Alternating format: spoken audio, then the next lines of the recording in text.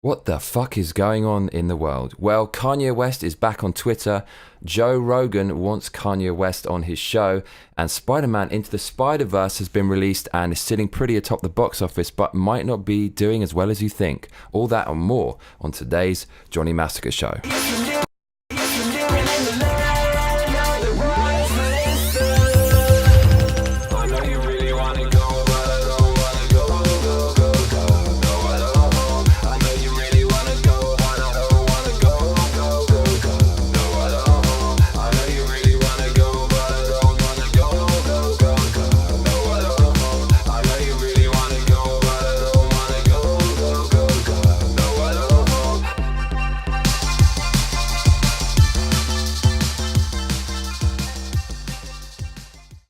How you doing? It's Monday. Welcome to a brand new week in the build up to Christmas. I am Mr. Massacre. If you don't know, if you've never been here before, well, thank you for coming and get ready for some weird and wonderful news from around the world. First up, Kanye West is back on Twitter.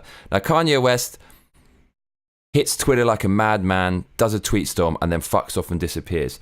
He is bipolar. I am telling you, I know people who are bipolar and the way they act is really fucking obvious. The interesting thing is Kanye West alluded to being bipolar with his last album. He even wrote on the album cover, "I hate being bipolar, it's awesome." So he's obviously aware that he might have it, but then he came out and said, no, I don't have it. And I'm just amazed that Kanye West is finding out this late in life that he has bipolar disorder. Where the fuck are his friends and family telling him that he needs help? Seriously. I guess if he doesn't want help, there's not much they can do. Maybe he's gone off the rails. He probably has if you look at his behavior over the last few years. But still, I'm amazed that he's realizing this so late. He's about 40 years old now. And now he's coming back out and saying, I don't have bipolar, or maybe I do. And it just sounds like someone who's in denial. And what has he done? He's basically started this beef with Drake, who's probably the biggest rapper in the world. I've never heard a Drake song. I've never heard one.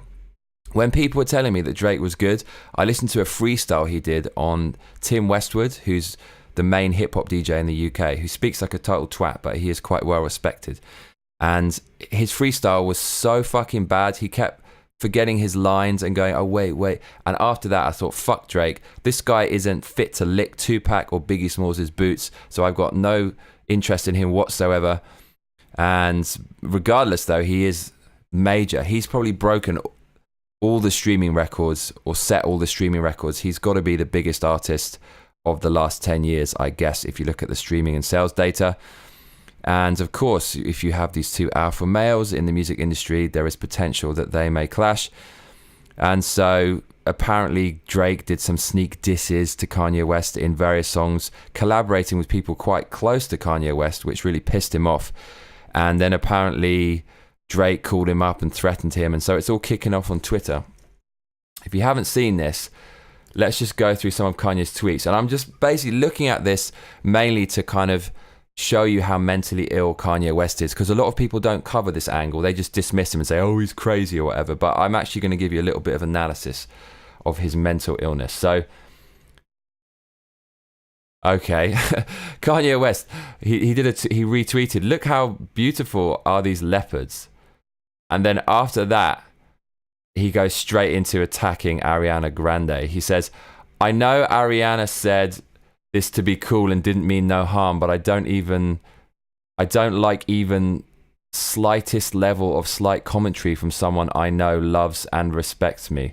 Okay, so Kanye West not making much grammatical sense there. So Ariana Grande pissed him off because she said, guys, I know there are grown men arguing online right now, but Miley and I dropping our beautiful new songs tonight. So if y'all could please just behave for just like a few hours so the girls can shine, that'd be so sick. Thank you. So I don't know anything about Ariana Grande. I know she's very fuckable. I've never heard an Ariana Grande song. See, I have a radar for shit music. I can sense it coming before it even plays. And that's why I don't listen to this person. But her grammar is appalling. She's obviously not educated at all. But just because she's not educated doesn't mean she's not smart. But actually, she clearly isn't smart. She hasn't used one capital letter in this whole fucking thing. And she uses these cringy abbreviations like RN for right now. And people have this verbal tick where they say like, yeah, well, like, I did this the other day, like, and it was like great, which is basically betraying a lot of people's lack of intelligence. Again, it's a really bad habit. Like has no meaning at all. So when you write something, there is no need to write like, but if you're writing like as filler for your sentence on Twitter, that really shows that you're in need of a few extra brain cells. So Ariana Grande basically dissing Drake and Kanye and trying to kind of capitalize and exploit all the publicity that's surrounding their beef just so she can sell more copies of her singles. And you know that Ariana Grande is a bit of a twat, because if you reword her sentence and replace guys with girls, you know that the social justice warriors will do their fucking nuts. So I'm going to read Ariana Grande's tweet again and replace guys with girls. So imagine I wrote this, right? Girls, I know there are grown ladies arguing online right now, but I'm going to drop my beautiful new song. So if you could just behave so the men can shine, that'd be so sick. Thank you. So this is the world we live in. Hollywood is a far left liberal place, and so far left politics dominate. And this is the result of far left politics.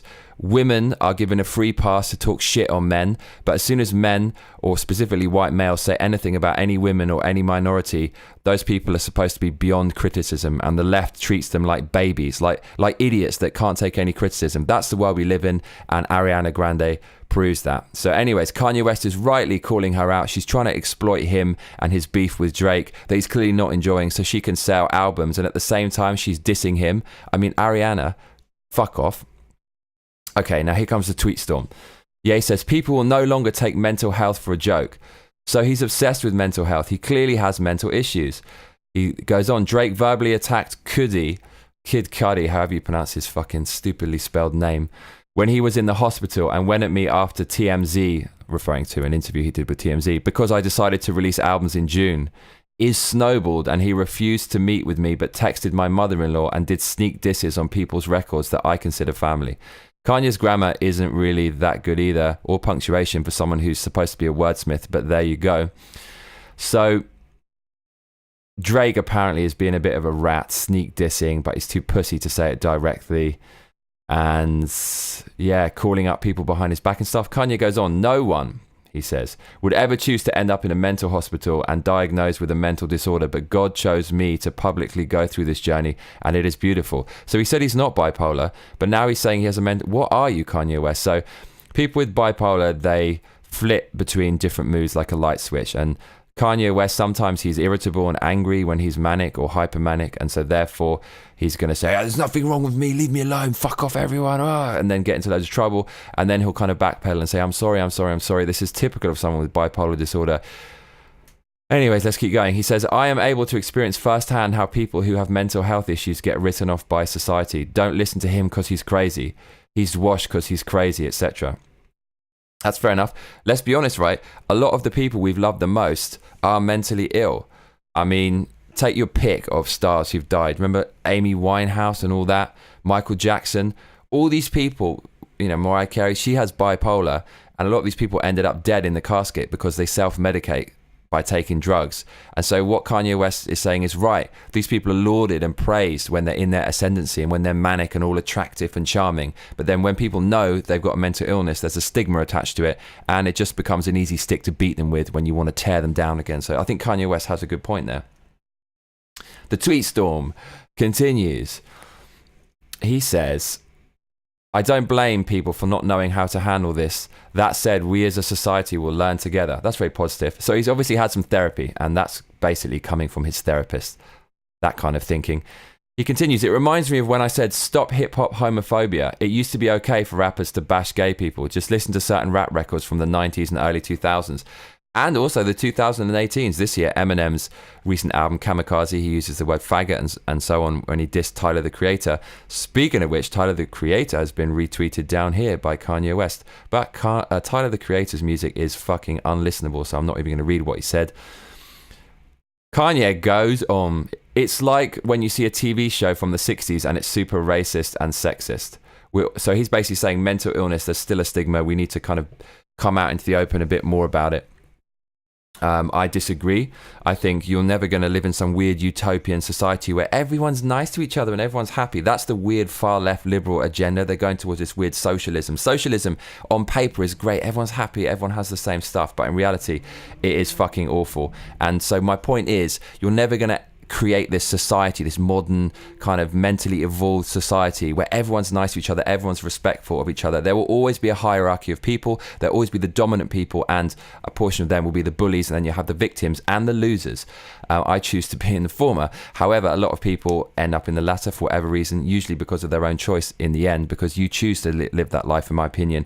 And therefore, there will always be people talking down on you, talking shit to you, the weaker people. It's just the way of the world. And so if everyone comes out and says, I'm mentally ill, they're always going to have a stigma attached to that, and people always treat them differently. It's never going to change, in my opinion. Sorry to be negative, but I just think people do not understand mental illness. If you're not mentally ill, you're not going to research it or be educated on it. And so if someone else comes out and says they're mentally ill, of course you're going to have a stigma whether you like it or not. People are always prejudiced. That's how we select anything in life and make choices. So what I'm saying is, basically, I don't agree with Kanye West, and I think if you're mentally ill, you should speak to a professional, and you should speak to your family and get professional help with people who understand it, who aren't going to judge you, so other people won't change their behavior towards you, and your working life and even your social life to an extent won't be affected.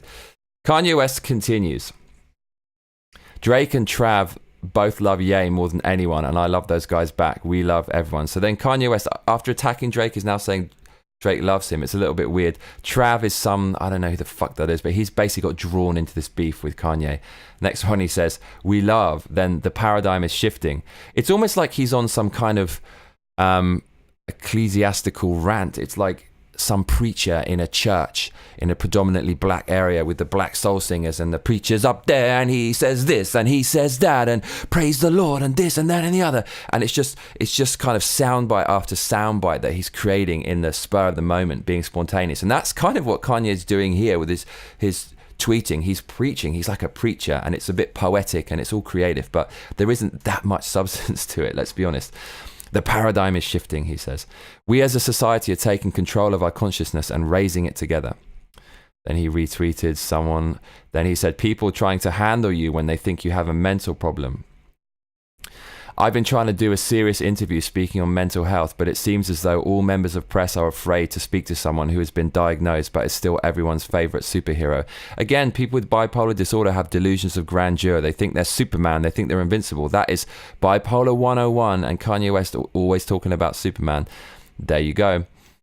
He continues. People said my career was over after TMZ. I need to show the world that we so-called crazy people will not just be written off. I think he's referring to when he said slavery was a choice, and I agree with him. He is correct, but when he said slavery was a choice, he's not talking about the literal slavery that was happening, a few hundred years ago. He's talking about in modern times, people are metaphorical slaves. Just because of what happened in the past means that a lot of people use that as an excuse for their failure. For example, okay, this isn't comparable necessarily to slavery, but it's still a relevant analogy. My parents separated when I was 10, and of course that's very hurtful for a kid. Do I blame my personal failures on that? Oh boy, if they'd stayed together, or if that hadn't happened in my past, then I could do... No, not for one fucking second, mate. Nothing will stop me from being confident and striving for success and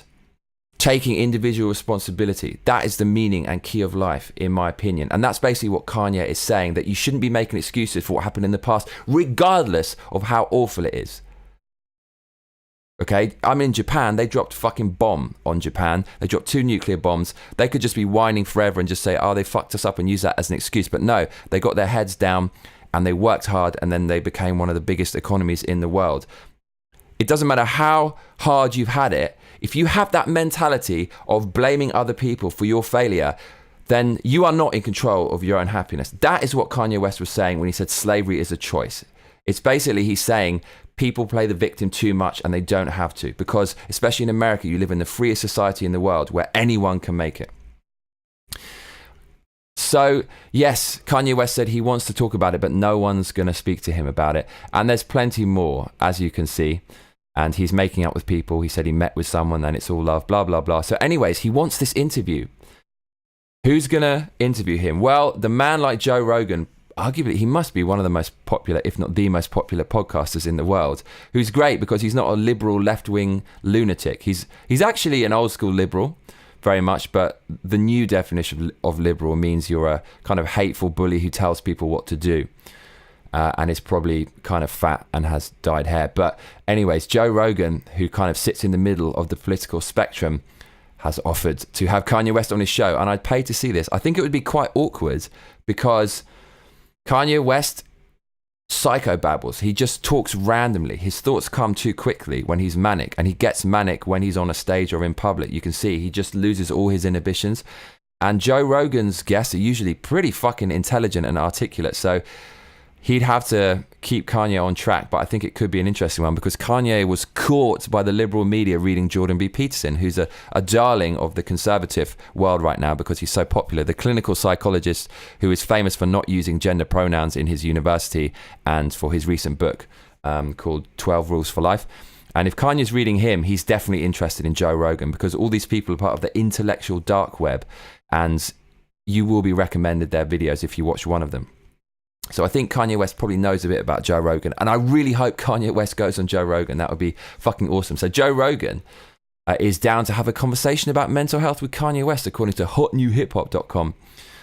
Joe Rogan is ready to give Kanye the platform he needs, says the article. Aside from uncovering a brewing beef with Drake via his Twitter page, Kanye West has used his platform this week to be especially vocal about his mental health, revealing that he'd been off his medication for 6 months now and is back to making Watch the Throne level and dark fantasy level music since making that decision. A lot of people who are mentally ill with bipolar disorder have this horrible conundrum whereby their illness is getting out of control, so they need medication. But when they take it, they lose their creativity. And that's what Kanye has been talking about. So Joe Rogan tweeted, "I would be happy to talk to you about it for as long as you'd like," when Kanye tweeted that tweet we've already read saying he wants to have an interview, but no one's willing to do it because the press are afraid to speak to someone who's mentally ill.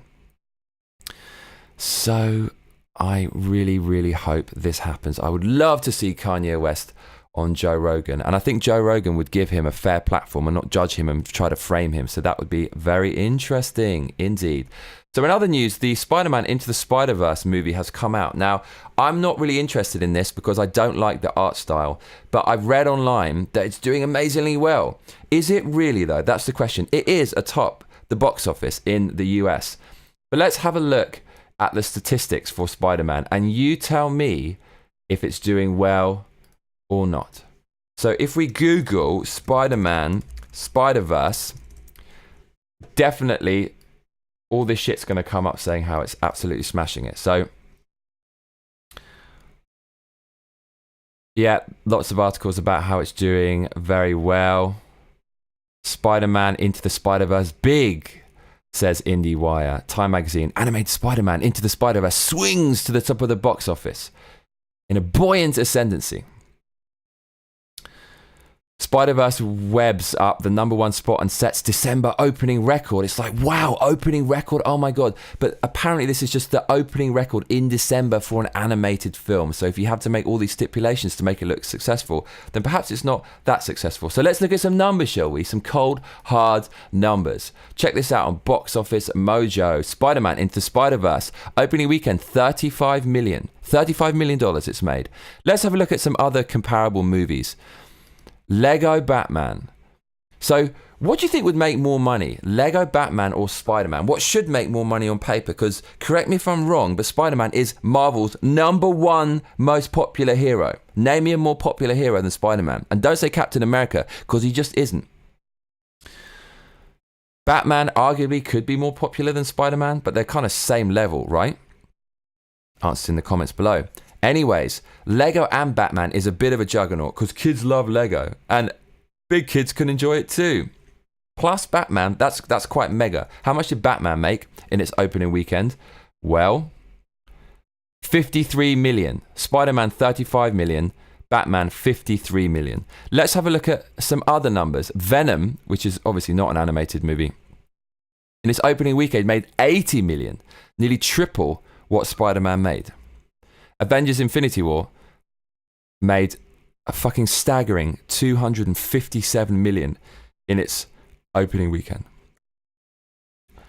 Now, Incredibles 2, Disney's animated movie that I've never seen and have no desire to see because I just don't like the look of it, made $182 million in its opening weekend.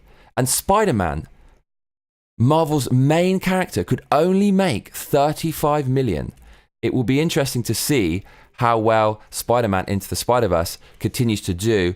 If it does well over the whole holiday season, when the kiddies break up and the parents take the kids to see it and lingers into the new year, it could well be a hit.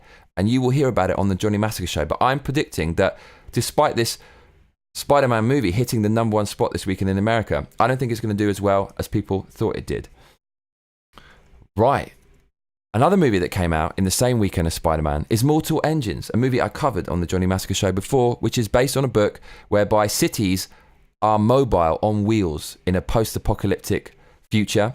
And these cities on wheels drive around trying to consume smaller cities, eat them, and ingest their resources and prosper. And this has flopped. This has flopped majorly. It has a $100 million budget and is massively in trouble. Opening weekend for Mortal Engines, just 7.5 million. Massive fail there. It's a shame because it's kind of an original property. Yes, it's based on a book, it's an adaptation, but still, I always want to see original things do well because in this day and age, movies and video games and TV is so big. There's so much money riding on these TV shows and games and intellectual property that the people making them can't take a lot of risks because they could lose a lot. They can make a lot, but they can lose a lot, and it can put you under. So there's a lack of original content for that reason. And so I wanted to see this movie do well, but it's not going to do well. PG-13, got pretty shitty reviews all round. What else going on in the world? There's loads of news today. It's a Monday, of course. Egypt tomb, one-of-a-kind discovery revealed. Now, this is kind of fascinating. Everyone loves Egypt, right? The hieroglyphics, the history, the sphinxes, the sand, the pyramids, the mystery, the intelligence, all that shit. Well, feast your eyes on this. This is incredible. This is a new tomb that's never been found before. Here you go. So we're on BBC.com and they say archaeologists in Egypt have made an exciting tomb discovery, the final resting place of a high priest, untouched for 4,400 years. Mustafa Waziri, Secretary General of the Supreme Council of Antiquities, described the find as one of a kind in the last decades. The tomb found in the Saqqara Pyramid complex near Cairo is filled with colourful hieroglyphs, isn't it hieroglyphics, and statues of pharaohs. Decorative scenes show the owner, a royal priest named Watte, and his mother, wife, and other relatives. Archaeologists will start excavating the tomb on 16th of December, so they've already started, that was yesterday, and expect more discoveries to follow, including the owner's sarcophagus.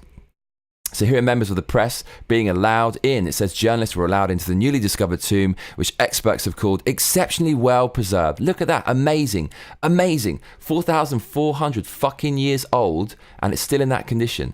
It's like a time capsule. Here's what they found already. Look at that. Absolutely fucking beautiful. Look how mysterious and kind of eye-catching and memorable these hieroglyphs are. You've seen these in video games and movies. They're so inspiring. The Egyptians were clearly amazing people back in this time. They obviously led the world in terms of technology and intelligence. The private tomb is part of a vast ancient necropolis in Saqqara. Necropolis is basically the Egyptian word for graveyard. Necro means dead, I believe, in Latin, and polis means city. So yeah, city of the dead, in other words. And yeah, the private tomb is where the Egyptian pyramids are located. The tomb was found in a buried ridge, which may explain why it escaped looters. So, man, imagine being a looter and coming across this tomb. So there it is. I wonder, was it covered in sand or was it open like that? Surely it wasn't open like that. Here's another picture. Just amazing. Look at these hieroglyphics. Two people sitting down, eating dinner on a table, at a table, I should say.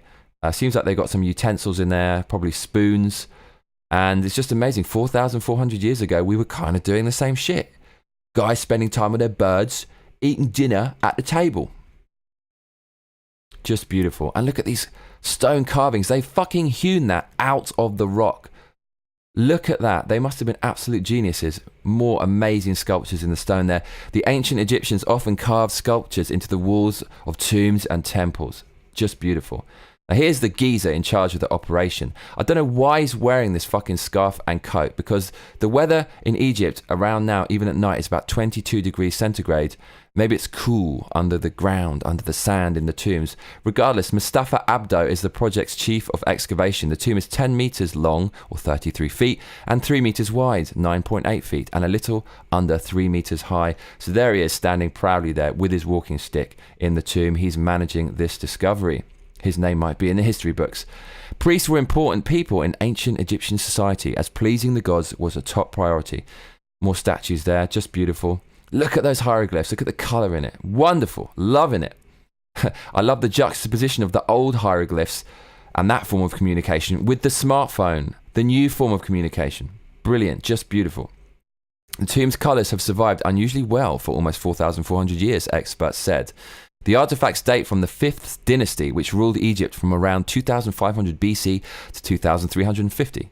That's a rather freaky looking head. That looks a lot like the stone head from the Pazuzu demon from the Exorcist movie, which possesses the young girl Regan McNeil. And that god was found in Egypt as well. So these people better watch out, because you all know about curses and Egypt and how that ends up. The coloured wall scenes depict the owner, a high priest, with his family. There's the owner on the left. That's his missus. What's this shit? Are those milkshakes?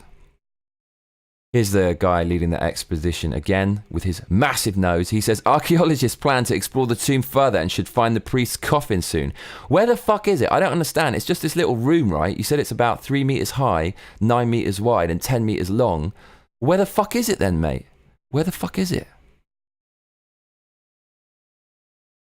So, yeah, I just thought that was amazing. And look, here's a little video for you. Let's watch it together.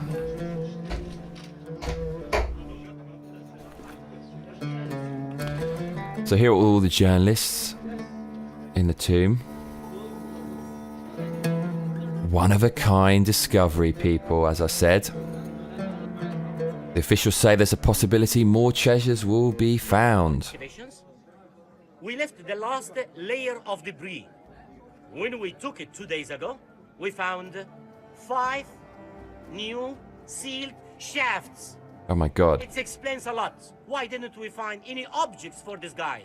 Means that his objects should be in those shafts. Ah. How about his burial chamber? Burial chamber. How about his... Should be in the shaft. His objects, his statues, his finity furniture, stuff like this, should be in the shafts. Okay. Okay, so that explains it. That I didn't mention that in the article. Thanks a lot, BBC, you twats. So apparently there are 5 shafts that have been discovered, which are going to contain the furniture, the treasures, the gold. This is just amazing stuff. So I wanted to share that with you. There's a lot of other shit going on. I mean, how long have I been chatting for so far? 27 minutes. Fuck it. Let's keep going. So PlayStation 4 outsells the PlayStation 3, apparently. So this is kind of a landmark total. Check this out, video game heads. On VG Charts, William D'Angelo says, the PlayStation 4 has outsold the lifetime sales of the PlayStation 3 according to our estimates. The PlayStation 4 sold 1,624,646 units for the week ending November 24th, 2018, to bring its lifetime sales to 88.5 million units. This compares to the PlayStation 3 with sales of 86.9 million units.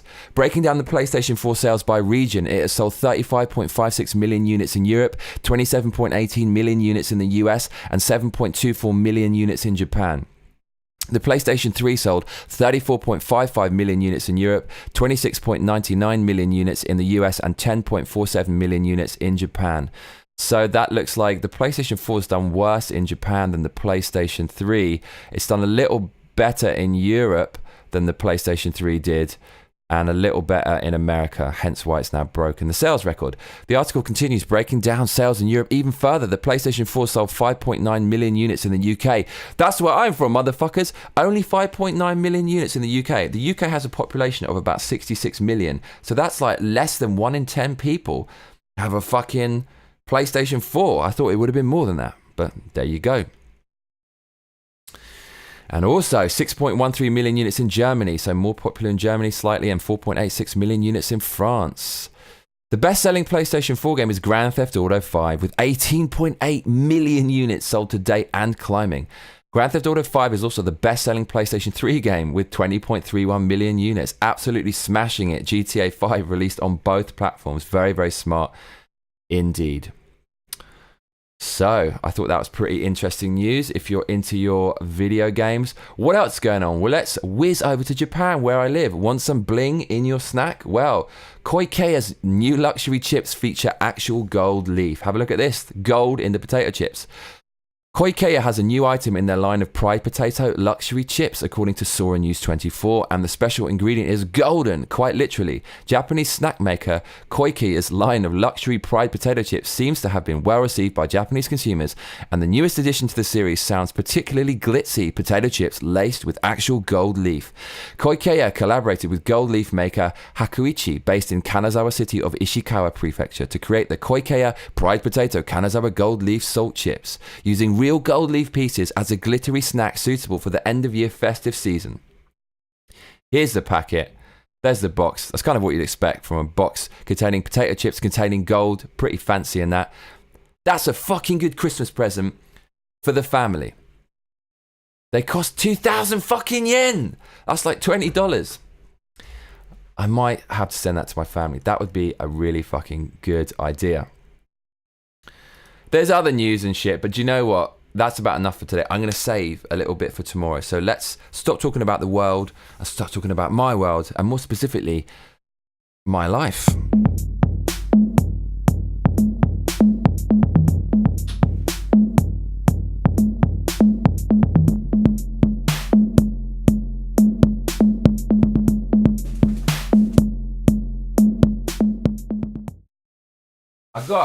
I've got a massive piece of broccoli. It's as big as my fucking head. I could barely fit this in my tiny ass fridge in my recording studio. But really what I want to talk to you about, I should call this section food and fitness, because that's all I fucking talk about. Such is the life of a music producer. These motherfuckers, do you know what these are? I thought they were called persimmons, but apparently according to my best mate Luke, they're called persimmons. Whatever the fuck they're called. This is my new fucking thing, man. I had these a while ago and wasn't too into them. In Japan, they're now in season apparently, and I went round this guy's house. He was a playwright for famous Japanese plays, and he was obsessed with them. And they're really crunchy, and I just thought they're not juicy enough. I like soft, juicy fruit. But it turns out I went to my mate's farm like last week, and they had loads of these things, and they were kind of soft. And my mate's mum was like, they've got to be hard. If they're soft, don't go for them. But I disbanded her advice and went for the soft one anyways. And I don't know if they're soft before they're ripe or soft after or both. But whatever the case, soft is better for me. It literally tastes like you're eating a fucking dessert, but it doesn't have any refined sugar in. It's very cinnamony, it's very caramelly. And the thing that's awesome about them is now I've got into them, you can eat them soft and they're very juicy. You can eat them hard and they're crispy. Or you can eat them a little bit in between, and they're all good. So there's so many different kinds of textures. So because I have one meal a day, it's only fucking midday, and I've got to wait 8 hours before I can devour this shit. I've got to watch the carbs. These do have quite a lot of carbs. On the glycemic index, which is how much they spike your blood sugar and basically how fat food makes you, these are moderate, nearly on high. If they were high, I wouldn't eat them, but they're moderate. It's okay. I'm probably going to stuff my face because I smashed the gym yesterday. So that's going on in my life. In other news, I'm so close to pulling the trigger on a bunch of shit for my studio. And I think I'm going to buy this in the next 2 or 3 days. So as you know, if you watch the show, I'm obsessed with this piece of equipment. The key to mastering, damn right. The Manly Massive Passive. Absolutely beautiful equalizer. Nothing sounds like this. It makes your track sound like a record. It makes it sound stereo. It makes it sound hi-fi. It makes it sound like all the things you associate with a good recording. So I can't wait to get hold of that shit. And the thing is, right, these have filters. There's 2 editions. There's a regular edition for people who are kind of creative and producing. And there's the mastering edition for people who want to master their music. And actually, I'm buying this to master because I realized I could master this year, and I'm going to run away with it and master my own shit and other people's shit too. There will be a link on a later Johnny Massacre show once my mastering recording studio opens for business. And so on the mastering edition, the filters are different from the regular edition. Now let's have a look at this, right? It's a real fucking pain in the ass because all of the filters on the more expensive mastering edition are amazing, but there's one which isn't quite fucking right. And I'll show you what that filter is right now. So if I zoom in a little bit, this is the regular edition. The low pass filter is 18 kilohertz, and that's kind of what I want. But on the mastering edition, it's 15 kilohertz, which is way too low. And the reason I want to do this is because when they used to master for vinyl back in the day, they always use a 17 kilohertz filter, cutting off the high frequencies above 17,000 hertz or 17 kilohertz. Because if you do that, it doesn't translate well to vinyl and it will just destroy the vinyl. And so, inadvertently, that kind of master, where the high frequencies are cut off, became incredibly popular and quite endearing. So when you hear a crackly old record, you kind of get the same feeling when you hear a vinyl master, because it's associated with that warmth and that sound. That's a byproduct of the filter that they had to use in order to cut the record. So I want to be able to emulate that. Now, I've used the mastering edition with the 15 kilohertz filter. 15 kilohertz is quite a lot of filtering. That means the human range of hearing is about 20 hertz. That means 20 cycles per second of a waveform to 20,000 hertz. Above that, we're talking dog ear shit. So you can kind of like, you can hear, because the range is 20 hertz to 20,000 hertz, on the mastering edition, because the filter is 15,000 hertz, that means there's 5,000 hertz at the top of the spectrum that you're going to miss out on. If you cut at 17,000 hertz, there's only 3,000. So I've mastered a track with a 15,000 hertz filter and tried to boost the high end of the frequencies that are still remaining, but it's just a little bit lacking. So on the regular edition, there's an 18,000 hertz filter, which is close enough to 17. So I emailed the creator of this gear, Eva Manley, who I absolutely love, who granted me an interview, which I will link in the box below, and you can see it there now. And actually, I can't put a link there because I can't put an external third-party link, but I'll put it in the box below. Okay, but anyways, so Eva Manley, who creates this gear, who granted me that interview, kind of parlayed with me about what to do about this filter, and she said someone in Japan might be able to modify this gear to give me that filter. So if I can get the mastering edition with that extra filter, it's going to be fucking disgusting, and my tracks are going to sound nasty as fuck. So I cannot wait for that. The other shit that I really want to buy, I'm not sure if I showed you this the other day, but it's by a company called Roly, and it's the Seaboard. And it is just an incredible piece of gear. Have a look at this. It's kind of like a gelatinous keyboard. I've definitely talked about this before. And the mad thing is, when you put your finger on the key, if you wobble it, it pitch bends it. So it's very expressive. And if you move your finger up and down, it changes the filter or any kind of controller parameter that you set to it. So I absolutely can't wait for that. There's plenty more gear as well coming, but that's kind of what's going on in my life. As for my girlfriend, her business is going very well. So I'm very proud of her. She's really got a mind for money now. So I'm turning her into this money-making machine while I go about my business with the music. And other than that, it's going to be a busy week, so I'm going to cut it off there. What a fantastic show today. I super enjoyed that. If you enjoyed the video, don't forget to smash that like button, because that's what all those other cunts tell you to do, right? And also subscribe if you're new here. We do this show Monday to Friday from Tokyo. So, really appreciate you watching. Means a lot to me. Make sure to drop a comment as well, because I love reading your comments, and I shall be seeing you tomorrow.